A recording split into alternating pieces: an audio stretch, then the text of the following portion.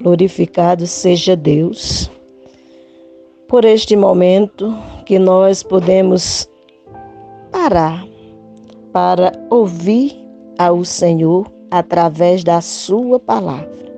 Aqui quem vos fala é a missionária Zélia Araújo, da Igreja Presbiteriana, ou seja, Segunda Igreja Presbiteriana em Campina Grande, membro desta igreja e membro da Missão Cariri para Cristo.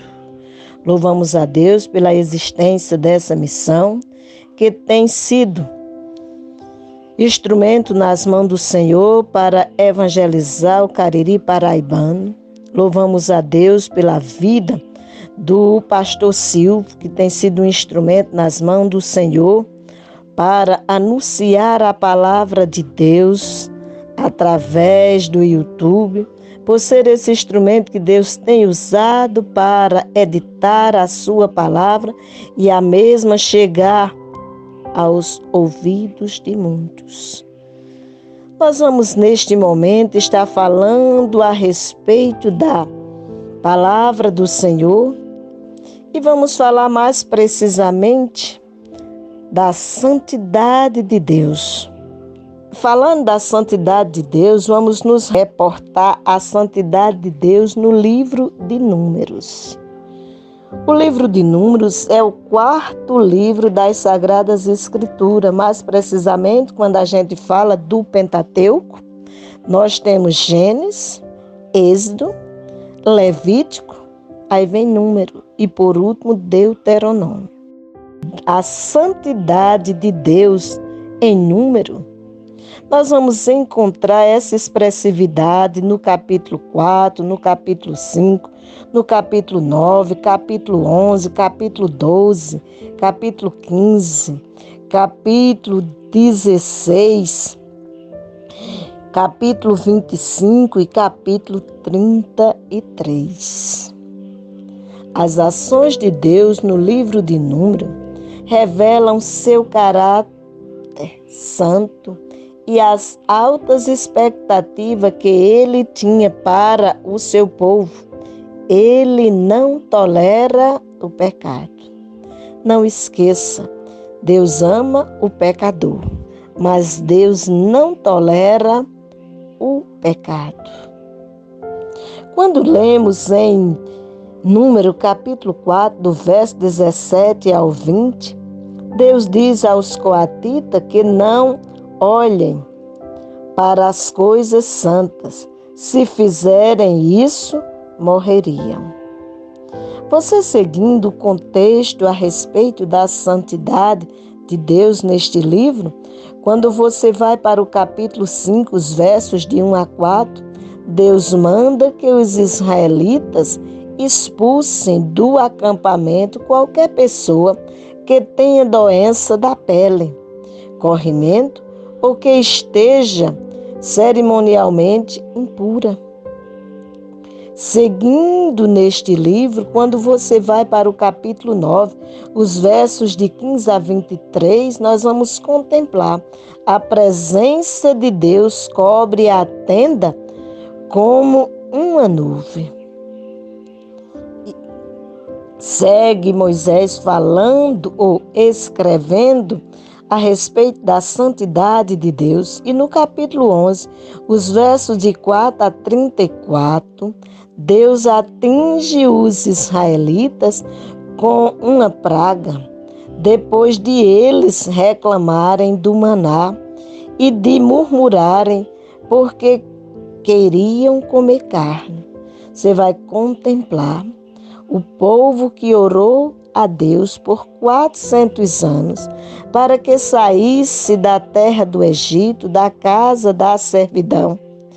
Agora, estando caminhando em o deserto, tendo sido libertado da situação de escravidão, reclamam porque só comem maná. Reclamam porque não tem carne. E, amados, nós precisamos observar como nós estamos diante de Deus. Temos sido aquelas pessoas que são gratos a Deus pela vida, pela salvação, pelo que Deus fez para com o ser humano através da pessoa de Cristo Jesus? Ou temos estado tal qual os israelitas, reclamando por causa do maná, ou murmurando porque não tem carne? Você segue nesse livro e vai observar que não é apenas um ou outro que reclama das situações. Não é apenas um ou outro que tem inveja na seara do Senhor. Veja um quadro, por exemplo, no capítulo 12 de Números, em que Miriam ela é atingida por lepra após ela e Arão falarem mal contra Moisés. Quem era Moisés? Quem era Arão? Quem era Miriam? Arão e Miriam eram irmãos de Moisés. No entanto, eles não estavam satisfeitos diante de Deus por seu irmão ter ocupado, segundo a vontade de Deus, o lugar que ele ocupava, de ser aquele que Deus havia levantado para tirar o povo do Egito da casa da servidão. E por falarem mal ou contra Moisés, Deus permitiu que Miriam fosse atingida por lepra, servindo assim de uma advertência, não só para ela, mas para todos aqueles que se levantassem contra aquele que Deus havia levantado para realizar uma grande obra. Você pode até perguntar o que é uma grande obra. Toda e qualquer atividade que Deus coloca nas mãos do ser humano para realizar é uma grande obra.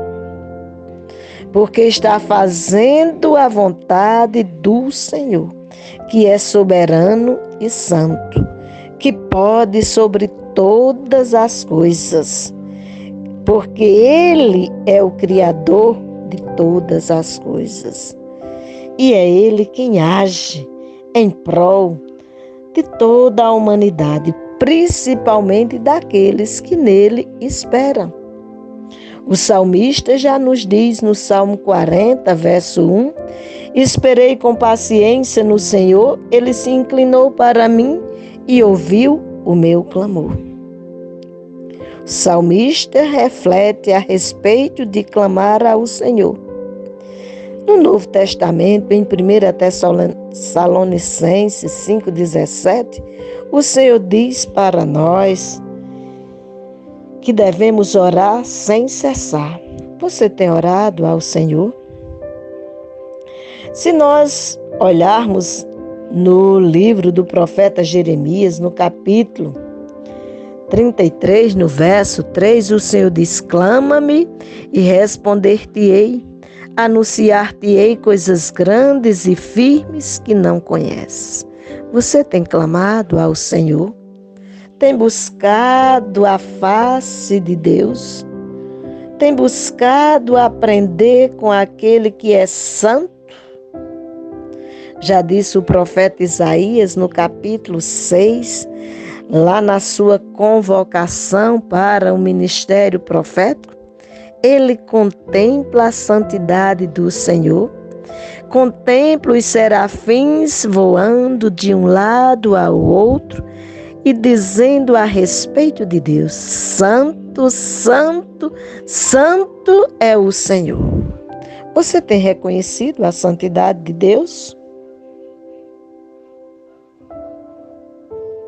Seguindo no contexto do livro de Números, no capítulo 15, nos versos de 32 a 36, Deus ordena que um homem que violou o sábado seja apedrejado até a morte. Quando a gente olha para o contexto do Antigo Testamento, o Senhor ordenou que o ser humano trabalhasse 6 dias, mas no 7 descansasse. Assim como ele trabalhou 6 dias e no 7º descansou, ele espera que o ser humano siga o seu modelo e descanse. No Antigo Testamento, descansar era no sábado. O sábado do Senhor deveria ser guardado por todos os judeus e eles deveriam glorificar a Deus, louvar, exaltar e bendizer o nome do Senhor neste dia. Ou seja, esse dia deveria ser separado só para as obras do Senhor. Tudo ser feito para Deus. Você pode até estar perguntando, se é para guardar o sábado, por que não guardamos hoje? Quando nós olhamos o contexto do Novo Testamento, nós vamos observar que o cumprimento da palavra que se deu na pessoa de Cristo Jesus, que tomou a forma de homem e, tomando a forma de homem, tomou sobre si as nossas dores e enfermidades, cumprindo na sua vida Isaías 53.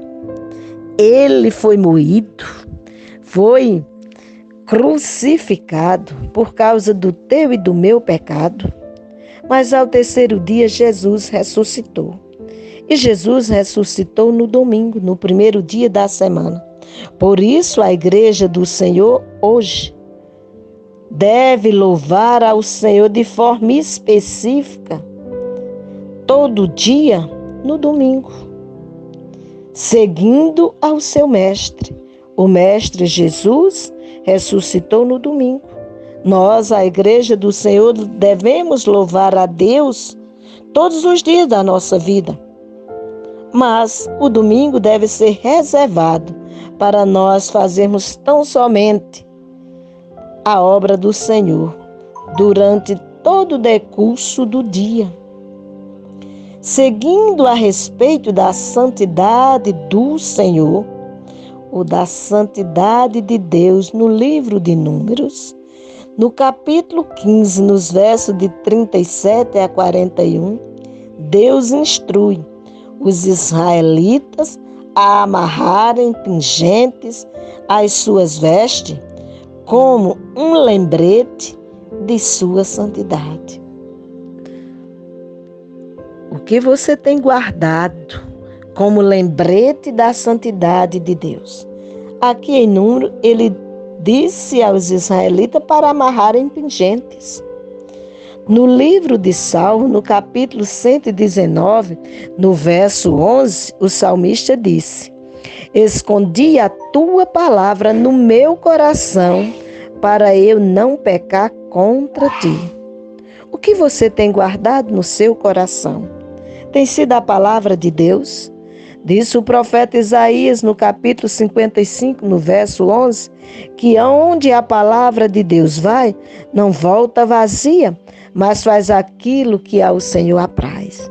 Diz a palavra do Senhor em Hebreus 4:12, que ela é como espada de 2 gumes, que faz divisão entre a alma e o espírito, junta em medula, e conhece o intento dos nossos corações.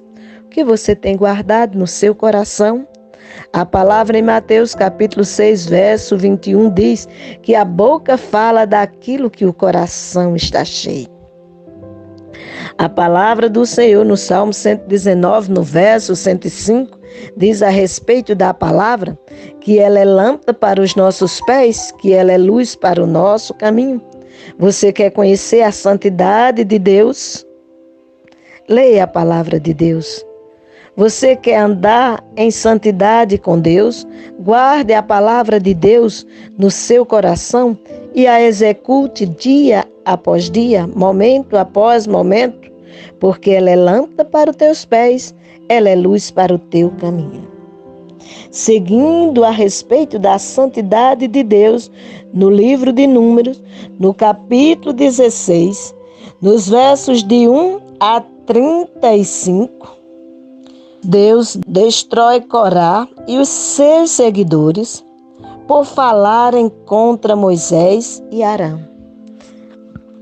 ele levanta 250 pessoas dentre aquele grupo que havia saído do Egito, da terra da servidão.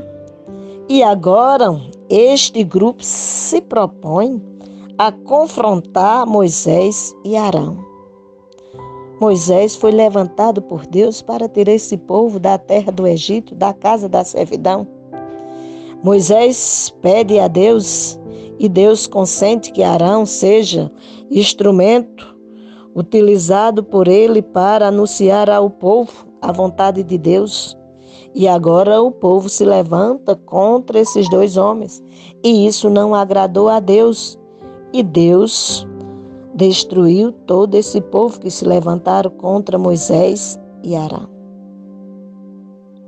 Seguindo a respeito da santidade de Deus ainda, no livro de Números, Deus condena à morte os israelitas que adoraram Baal Peor. A quem você tem adorado? Deus espera que o ser humano seja verdadeiro adorador. Adorador de quem? Adorador daquele que te deu vida, aquele que te trouxe à existência, aquele que te resgatou do pecado, através da pessoa de Jesus. Porque o ser humano caiu, como mostra em Gênesis capítulo 3, os versos de 1 a 14, em que Adão caiu. E ele faz todo um processo de condenação porque caiu, mas Deus, pela sua infinita misericórdia, mostra a solução em Gênesis capítulo 3, verso 15, que viria aquele que ia esmagar a cabeça da serpente. Ia ser ferido o calcanhar, mas ia esmagar a cabeça da serpente. E essa profecia se referia à pessoa de Jesus e na plenitude dos tempos. Jesus tomou a forma de homem, como diz no Evangelho de João, capítulo 1, verso 14, que o Verbo se fez carne e habitou entre nós, cheio de graça e de verdade, e vimos a sua glória como a do unigênito do Pai. Jesus teve um ministério na terra, um período de aproximadamente 3 anos e meio, e ele anunciou qual era a vontade de Deus para o ser humano. Deus espera que o ser humano se volte para Ele, para o seu Criador, e que o adore em espírito e em verdade. No Evangelho de João, no capítulo 4, nos versos 23 e 24, ele expressa claramente isso, que Deus é espírito e importa que os seus adoradores o adorem em espírito e em verdade. A quem você tem adorado? E como você tem adorado? Você tem feito como os israelitas no passado, que adoraram a outros deuses? Ou você tem buscado verdadeiramente a face de Deus e tem buscado da forma certa? Porque só se busca a Deus de forma certa quando você busca a Deus através da pessoa de Jesus Cristo. Porque é o único mediador entre Deus e os homens, é Jesus Cristo, o homem. Jesus disse aos seus discípulos, aos seus apóstolos, e diz a todos nós, em o Evangelho de João, capítulo 14, verso 6, ele disse claramente: eu sou o caminho, a verdade e a vida. Ninguém vem ao Pai a não ser por mim. Você quer estar na presença de Deus? Adore a Deus em espírito e em verdade. Adore da forma certa. As Sagradas Escrituras nos ensinam como adorar a Deus de forma certa. Fechando o contexto da santidade de Deus, no livro de Números, no capítulo 33, no verso dos 50 ao 56, Deus instrui os israelitas a expulsar os cananeus e a destruir todos os seus ídolos e lugares de adoração. Vou ler esse texto para nós, capítulo 33, do verso 50 ao 56. Na Bíblia de Estudo Visual, iconográficos, o texto está expresso da seguinte forma. Tem o título Deus manda expulsar os cananeus e o verso 50 já nos diz assim. Nas planícies de Moabe, junto ao rio Jordão, na altura de Jericó, que ficava no outro lado do rio, o Senhor mandou que Moisés desse aos israelitas as seguintes ordens. Quando vocês atravessarem o rio Jordão e entrarem na terra de Canaã, expulsem todos os moradores daquela terra. Destruam todos os seus ídolos de metal e de pedra e de todos os seus lugares de adoração. Tomem posse da terra e morem nela, porque eu a estou dando a vocês. Repartam a terra por sorteio entre as tribos e os grupos de famílias. Aos grupos de famílias mais numerosos, deem uma parte maior, e aos grupos menos numerosos, deem uma parte menor. Porém, se vocês não expulsarem os moradores do país, os que ficarem serão para vocês como espinhos nos seus olhos e como ferrões nas suas costas, e trarão problemas para vocês na terra em que vocês morarem.